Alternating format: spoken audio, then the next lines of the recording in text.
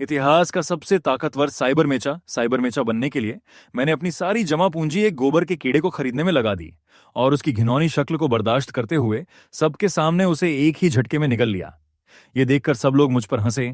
उन्हें लगा मैं सच में पागल हो गया हूं, लेकिन वो नहीं जानते थे कि जल्द ही दुनिया का अंत होने वाला है और एक मेचा सर्वनाश आने वाला है।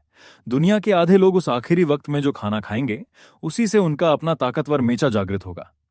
किसी ने कबूतर खाया तो उसके मेचा को आसमान में उड़ने वाले पंख मिल गए। किसी ने कोमोडो ड्रैगन खाया तो वो दुनिया का सबसे खूंखार मेचा बन गया। यहां तक कि एक आदमी ने ताकत बढ़ाने वाली गोली खाकर ऐसा मेचा हासिल किया जो एक मुक्के में पूरे ग्रह को हिला सकता था। पिछले जन्म में मैंने एक भुनी हुई मुर्गी खाई थी और एक पानी वाला मेचा हासिल किया था, लेकिन वो बहुत ही बेकार था। कुछ धोखेबाजों ने मुझे घेर कर मार डाला था। अब जब मुझे दूसरा जन्म मिला है तो मेरा सबसे पहला काम है दुनिया के सबसे ताकतवर कीड़ों को जल्दी से जल्दी खाना। अगर मैं पहले ही उनके नमूने जमा करके उनकी ताकत हासिल कर लूं तो मैं दुनिया से बुराई का खात्मा करके यहां का राजा बन सकता हूं। तभी मुझे याद आया कि पिछले जन्म में एक कीड़ों की प्रदर्शनी में नीलामी हुई थी। वहां एक ऐसा कीड़ा था जिसकी मुझे सख्त जरूरत थी। मैं तुरंत टैक्सी पकड़कर उस एग्जीबिशन में पहुंच गया। क्योंकि यह शहर में पहली बार हो रहा था, इसलिए भीड़ बहुत थी, लेकिन लोगों को उस सुनहरे पीठ वाले गोबर के कीड़े में कोई खास दिलचस्पी नहीं थी। सिर्फ कुछ ही लोगों ने बोली लगाई। मैंने आवाज लगाई, 8,000। तभी चश्मा पहने और शर्ट पैंट में एक आदमी खड़ा हुआ। उसे लोग बग फैन कहते थे और वो उस इलाके का एक मशहूर इंसान था। जब उसने देखा कि बोली 8,000 तक पहुंच गई है तो बाकी लोग पीछे हट गए, क्योंकि ये उनकी हैसियत से बाहर था। ऑक्शनर ने गिनना शुरू किया, 8,001, 8,002। रुको, मैं 10,000 देता हूं। जैसे ही ऑक्शनर हथौड़ा मारने वाला था, मैंने लोगों की अजीब नजरों के बीच बोली लगा दी और सीधा स्टेज के पास चला गया। जहां एक चींटी अपने वजन से 400 गुना ज्यादा उठा सकती है, वहीं एक गोबर का कीड़ा अपने वजन से 1,141 गुना ज्यादा उठा सकता है। अगर मैं इसके जीन डीएनए को सोख लूं तो मेरी ताकत कई गुना बढ़ जाएगी। मेरे अचानक बीच में कूदने से बग फैन बहुत चिढ़ गया और उसने बोली बढ़ाकर 10,500 कर दी। मैंने तुरंत कहा, 15,000। मेरी इतनी बड़ी बोली सुनकर उसने मुझे ऊपर से नीचे तक घूरा और मजाक उड़ाते हुए पूछा, ये कीड़ा इतना भी खास नहीं है, तुम इसे खरीद कर क्या करोगे? मैंने शांति से जवाब दिया, खाऊंगा। मेरी बात सुनते ही वहां मौजूद सभी लोग हैरान रह गए। बग फैन पहले तो चौंका, फिर सबके साथ जोर जोर से हंसने लगा। ये आदमी पक्का पागल है, इसे 8,000 में ही दे दो। यह सुनकर ऑक्शनर भी थोड़ा नाराज हो गया और बोला, सर, अगर आप यहां तमाशा करने आए हैं तो मुझे सिक्योरिटी को बुलाना पड़ेगा। मैंने बिना कोई बकवास किए सीधा अपना बैंक कार्ड निकाल कर कहा, क्या मैं कार्ड से पेमेंट कर सकता हूं? ऑक्शनर ने शक के साथ कार्ड स्वाइप किया और पेमेंट हो जाने पर खुशी से झूम उठा। जब किसी और ने बोली नहीं लगाई तो उसने जोर से हथौड़ा मार दिया। लोग मजे ले रहे थे। कनखजूरे खाने वाले देखे, बिच्छू खाने वाले देखे, पर अब गोबर का कीड़ा खाने वाला भी आ गया। इसे डर नहीं लगता कि यह मर जाएगा? हा हा। सब लोग मुझे किसी बेवकूफ की तरह देख रहे थे। उन्हें मेरा इतना पैसा बर्बाद करना समझ नहीं आ रहा था। बग फैन ने ताना मारा, सिर्फ बातें मत बनाओ, हिम्मत है तो सबके सामने इसे खाकर दिखाओ। मुझे उसकी बातों से कोई फर्क नहीं पड़ रहा था। मैं उसे इग्नोर करने ही वाला था, तभी मेरी नजर उसके हाथ में रखे एक छोटे से बॉक्स पर पड़ी। उसमें एक काले और सफेद रंग का कीड़ा था। ये आयरन क्लैड बीटल तुम्हारा है? मैंने पूछा। आयरन क्लैड बीटल का बाहरी खोल कीड़ों की दुनिया में सबसे मजबूत होता है। आम कीड़ों की तरह ये पैरों तले आसानी से कुचला नहीं जाता, बल्कि ये गाड़ियों के पहियों का वजन भी सह सकता है। अगर गोबर के कीड़े से मुझे ताकत मिलेगी तो इस आयरन क्लैड बीटल से मुझे सबसे मजबूत ढाल मिलेगी। उसने अकड़कर कहा, हाँ मेरा है तो क्या? मैंने कहा, अगर ये तुम्हारा है तो चलो एक शर्त लगाते हैं। मैं अभी सबके सामने इस गोबर के कीड़े को खाऊंगा और बदले में तुम्हें ये आयरन क्लैड बीटल मुझे देना होगा। यह सुनकर बग फैन थोड़ा झिझका। आयरन क्लैड बीटल बहुत कीमती था और वो उसे छोड़ना नहीं चाहता था, लेकिन वहां इतने सारे लोग थे जिनमें से कई उसे जानते थे, इसलिए वो अपनी बेइज्जती नहीं करवाना चाहता था। उसने गुस्से से दांत पीसते हुए कहा, ठीक है, दे दूंगा, लेकिन मुझे यकीन नहीं है कि तुम में इसे खाने की हिम्मत है। मैंने कहा, कोई बात नहीं। मैंने उस गोबर के कीड़े को उठाया। पिछले जन्म में मैंने जो अजीबोगरीब चीजें खाई थीं, उनके मुकाबले यह तो बहुत अच्छा खाना था। खाओ, कहीं डर तो नहीं गए? ये सिर्फ एक गोबर का कीड़ा ही तो है। अगर हिम्मत नहीं है तो खुद पर जबरदस्ती मत करो। बग फैन ने फिर उकसाया। मैं मुस्कुराया और बिना कुछ सोचे समझे उसे सीधे अपने मुंह में डाल लिया और चबाने लगा। ये देखकर वहां खड़े सभी लोगों की बोलती बंद हो गई। एक ही घूंट में उसे निगलने के बाद मैंने अपना हाथ आगे बढ़ाया और उसे आयरन क्लैड बीटल देने का इशारा किया। बगफैन का चेहरा पीला पड़ गया और उसने बेमन से वो बॉक्स मुझे दे दिया। जैसे ही मैंने बॉक्स पकड़ा, एक नौजवान अपने 2 तगड़े बॉडीगार्ड्स के साथ वहां आ गया। Red lizard mecha. मुझे तुरंत याद आ गया कि यह वही नौजवान था जो भविष्य में पूरे शहर का सबसे बड़ा बॉस बनने वाला था। इसका रेड लिजर्ड मेचा बहुत खतरनाक था। जब वो हमला करता था तो एक पहाड़ को भी चकनाचूर कर सकता था। सर्वनाश के शुरुआती सालों में मैं इसी के गुंडों के चंगुल में फंसा हुआ था। अगर मैं खाना ढूंढने के बहाने जान पर खेलकर वहां से नहीं भागता तो कब का इनकी कैद में कंकाल बन चुका होता। ठीक उसी वक्त मेरे कानों में एक रोबोट जैसी आवाज गूंजी। सुनहरे पीठ वाले गोबर के कीड़े के जीन पूरी तरह सोख लिए गए हैं। टीयर 1 बग सोल्जर मेचा अब टाइटन मेचा के रूप में अपग्रेड हो गया है। अपने टाइटन मेचा की ताकत देखकर मैं खुशी से पागल हो गया। भले ही बाकी चीजें थोड़ी कम थीं, लेकिन सिर्फ इसकी शारीरिक ताकत ही कई बड़े बड़े मेचा को हराने के लिए काफी थी। और तो और इसमें एक गजब का गॉड लेवल फीचर भी था जो सीधा 50% एक्स्ट्रा ताकत देता था। यह सोचकर मैंने तुरंत बग फैन के हाथ से आयरन क्लैड बीटल ले लिया। एन होंगहाई ने यह सब देखा और उसके चेहरे पर एक चालाक मुस्कान आ गई। अरे भाई, ये कीड़ा मुझे दे दो, मैं तुम्हें इसके दोगुने पैसे दूंगा, क्या कहते हो? मैंने सपाट लहजे में कहा। मुझे पैसों की कोई कमी नहीं है। आसपास भीड़ बढ़ने लगी थी और मैं वहां से निकलना चाहता था। मैंने कहा, वो कीड़ा मुझे दे दो, बहरे हो क्या? जब उसने देखा कि मैं उसकी बात नहीं मान रहा तो एन होंगहाई ने तुरंत अपने बॉडीगार्ड्स को मुझे रोकने का इशारा किया। उन गुंडों को सामने देखकर मेरा खून खौल उठा। मेरे पिछले जन्म का सारा गुस्सा मेरी आंखों में साफ दिखने लगा। मेरी उस खौफनाक नजर से वो दोनों बॉडीगार्ड्स डर के मारे वहीं के वहीं सुन्न पड़ गए। बड़ी हिम्मत है बे, आज तक इस शहर में मुझे सबके सामने बेइज्जत करने वाला कोई पैदा नहीं हुआ। उसने मेरे एकदम करीब आकर बदतमीजी से मेरे हाथ से बॉक्स छीनने की कोशिश की।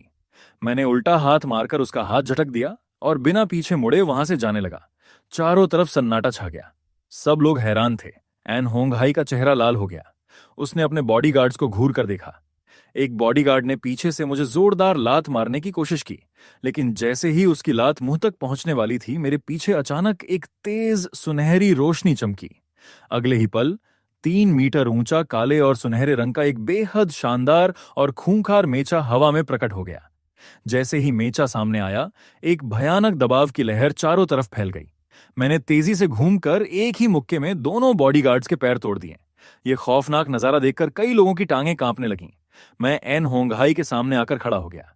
इतने विशालकाय मेचा को देखकर वो अंदर से पूरी तरह हिल चुका था, लेकिन फिर भी अपनी झूठी शान दिखाते हुए बोला, दोस्त, बात कर लेते हैं।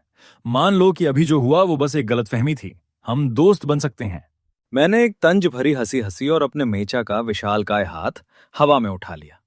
पहाड़ जैसा एक भयानक दबाव उस पर पड़ा। एन होंगहाई से सह नहीं पाया और धराम से जमीन पर गिर पड़ा। इतने खौफनाक राक्षस को सामने देखकर उसकी हालत खराब हो गई, लेकिन मैंने उस पर हमला नहीं किया। आखिर अपने मेचा को और ताकतवर बनाने के लिए मुझे बाद में मेचा कोर की जरूरत पड़ने वाली थी। अगर मैं इसे अभी मार दूंगा तो भविष्य का एक बहुत बड़ा फायदा बर्बाद हो जाएगा। टेंशन मत ले, मेरा अभी कोई तमाशा करने का इरादा नहीं है, फिर कभी मिलेंगे, मैंने कहा और एक लंबी छलांग लगाकर वहां से बहुत दूर निकल गया। मुझे दूर जाते देख एन होंगहाई की आंखों में खूंखार गुस्सा भर आया। तुझे याद रखूंगा मैं। एक लोहे का सूट पहनकर मुझ पर रौब झाड़ रहा है। जब मेरी आर्मी यहां आएगी तो तेरा ये कबाड़ तो क्या, बड़े बड़े राक्षसों को भी मैं धूल में मिला दूंगा। लेकिन उसे यह नहीं पता था कि एक बार तबाही शुरू होने के बाद दुनिया का पूरा माहौल बदल जाएगा। उस समय इंसान के बनाए सारे हथियार सिर्फ कबाड़ बन जाएंगे। जिंदा रहने का सिर्फ एक ही तरीका होगा, अपना खुद का मेचा। एग्जीबिशन से निकलने के बाद मैंने तुरंत अपना मेचा फॉर्म हटाया और अपने घर वापस आ गया। मैंने एक पैन में तेल गरम किया, आयरन क्लैड बीटल को उसमें डाला और ऊपर से थोड़ा जीरा और लाल मिर्च छिड़क दी। ये मजबूत कीड़ा मेरे दांतों के बीच किसी अंडे के छिलके की तरह टूट रहा था और मैंने झटपट उसे खा लिया। उसे निगलते ही मेरी आंखों के सामने एक स्क्रीन आ गई। आयरन क्लैड बीटल का जीन हासिल कर लिया गया है। मेचा में बदलाव हो रहे हैं। समय 9 मिनट 58 सेकंड।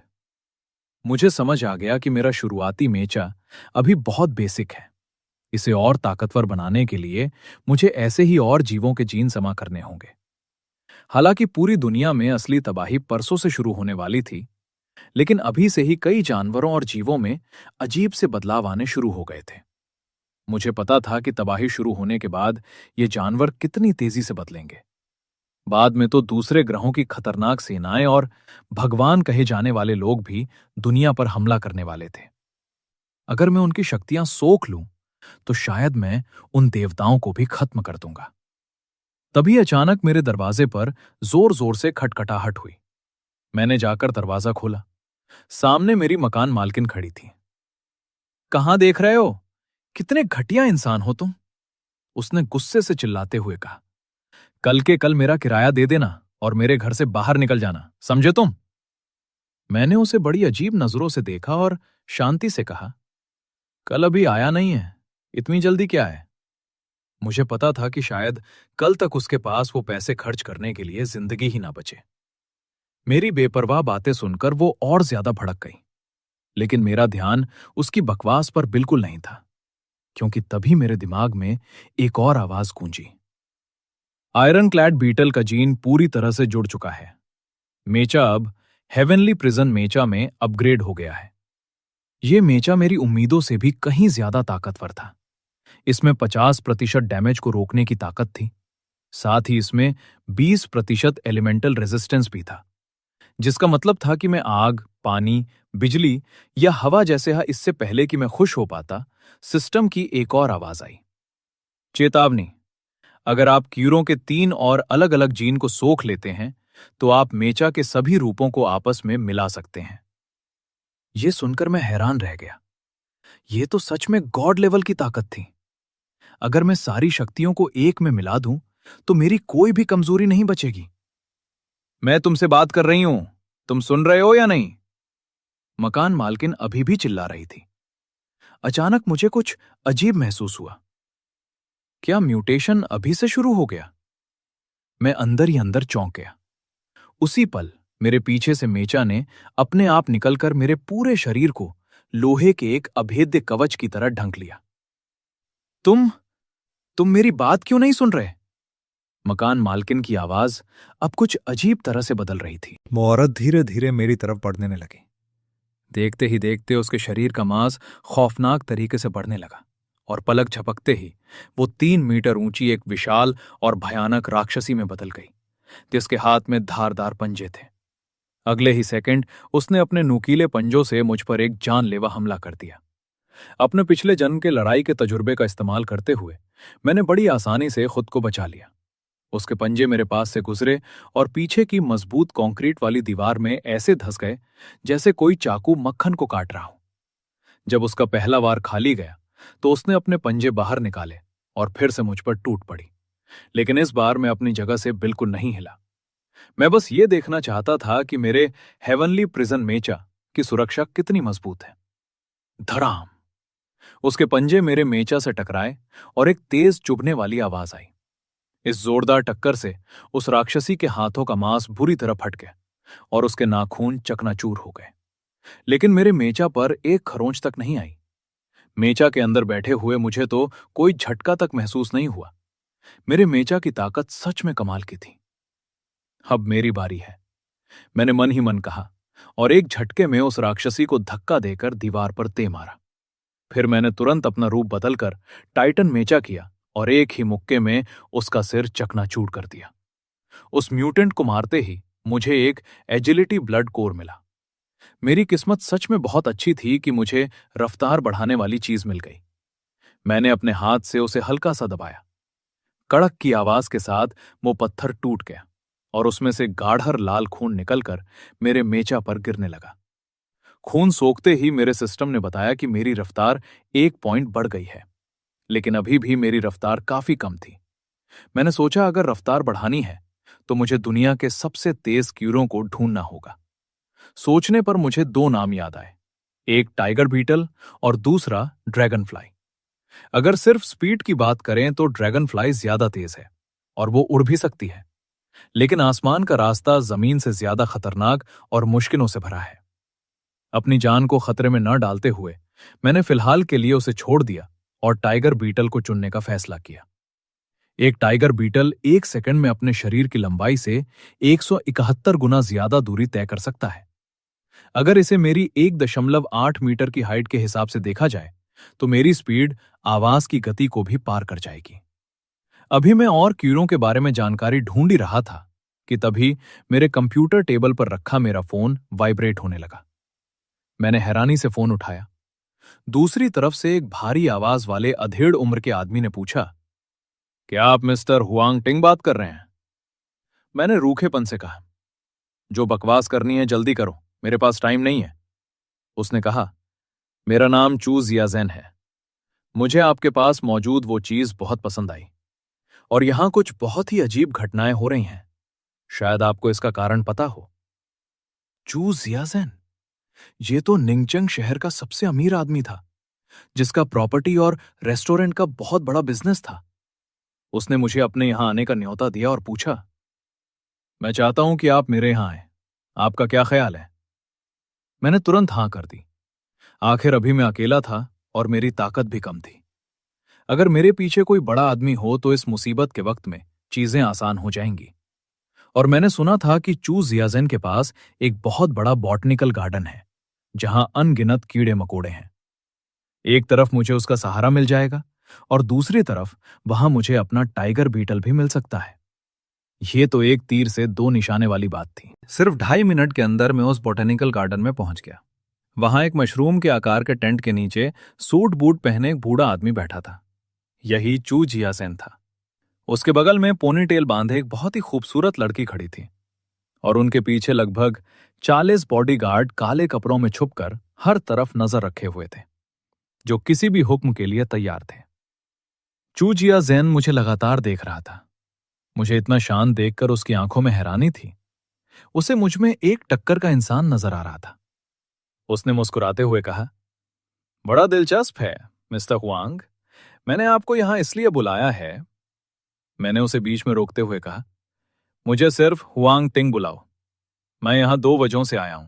पहला, तुम्हारी उन अजीब घटनाओं को देखने, और दूसरा, मुझे तुम्हारी जगह का इस्तेमाल करना है क्योंकि दुनिया का अंत बहुत करीब है।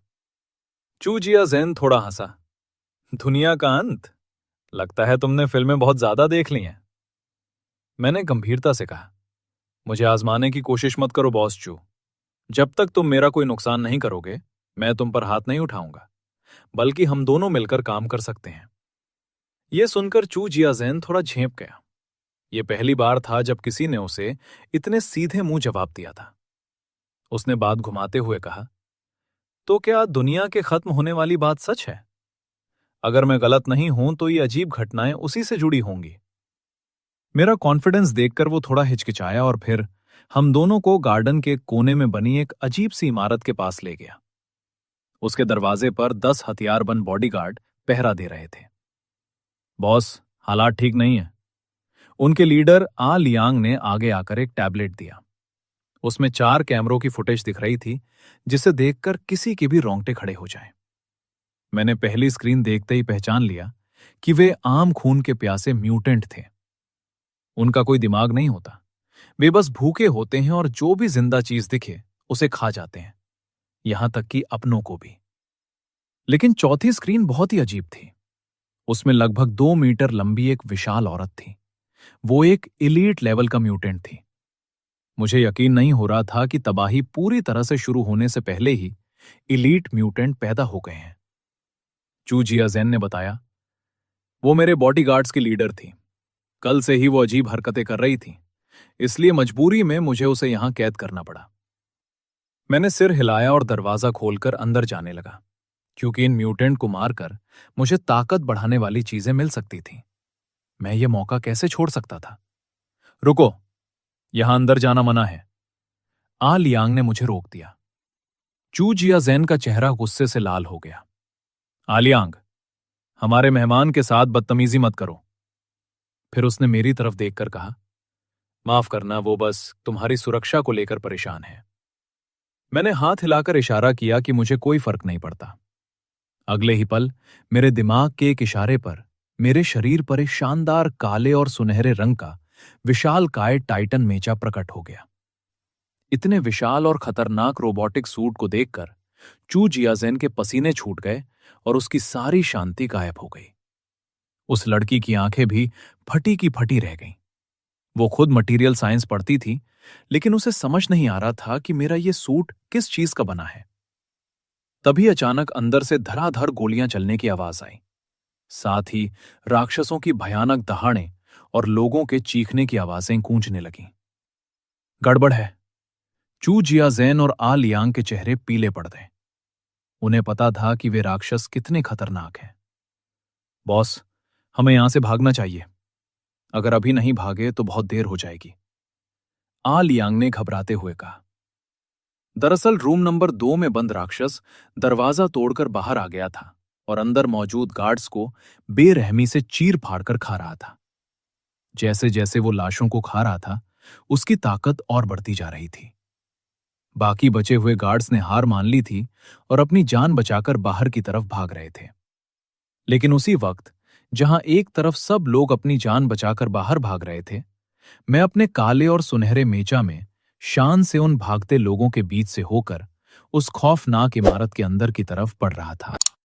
अगले खतरनाक पार्ट के लिए अभी वीडियो को लाइक, शेयर और चैनल को सब्सक्राइब कीजिए।